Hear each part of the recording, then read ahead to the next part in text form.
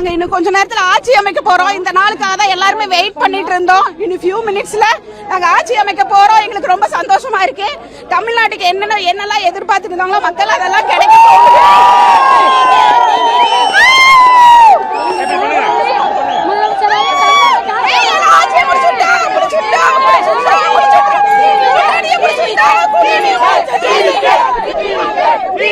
வந்து 5 நாள் ஆச்சு, இங்கே ஸ்டே பண்ணிருக்கிறோம். அவருக்கு ஒரு நல்ல செய்தி வந்ததுக்கு அப்புறம் ஊருக்கு கிளம்பலாம்னு இருக்கிறோம். கண்டிப்பா விஜய் ஜெயிச்சிட்டாரு, அவர் தான் ஆட்சிக்கு வருவாரு. அவர் வந்ததுக்கு அப்புறம் கேரளா கிளம்புவோம் நாங்க. விஜய் வாழ்க, விஜய் அரசுல இருக்கணும், சிஎம்ஆ ஆகணும். 1947 வருஷம் சுதந்திரம் அடைஞ்சதுக்கு அப்புறம் முதல்ல டிவிகே அப்படிங்கிற கட்சி கொடி தமிழ்நாடு ஃபுல்லா முதல்ல பட்டோலி வீசி பறக்கிற அளவுக்கு தமிழ்நாடு மக்கள் தேர்ந்தெடுத்திருக்காங்க. தமிழ்நாடு மக்கள் ஒரு மாற்றம் வேணும் அப்படின்னு தேர்ந்தெடுத்திருக்காங்க.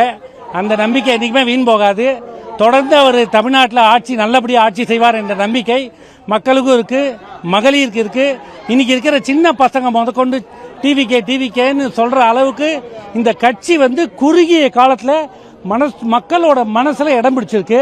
அதை தவிர வேர்ல்டு ரெக்கார்டு அப்படின்னு சொன்னோம்னா ஒரு கட்சி ஆரம்பிச்சு முதல்ல இவ்வளோ ஓட்டு இவ்வளோ எம்எல்ஏவை சம்பாதிச்சு ஒரு ஒழுக்கத்தோட ஒரு கட்சி இருக்கு அப்படின்னா அது டிவிகே மட்டும்தான். வாழ்க டிவி.